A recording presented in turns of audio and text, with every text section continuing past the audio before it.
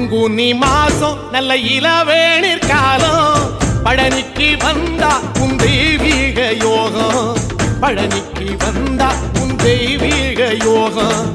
உத்திர நாளில் உன் உற்சவ திருத்தேரில் சிங்காரமாக உன் அலங்காரம் கண்டே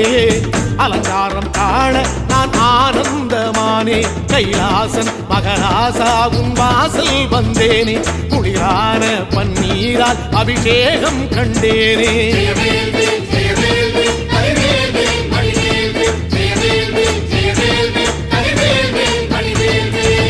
தென்பழனி தேடி உன் தென்பழனி தேடி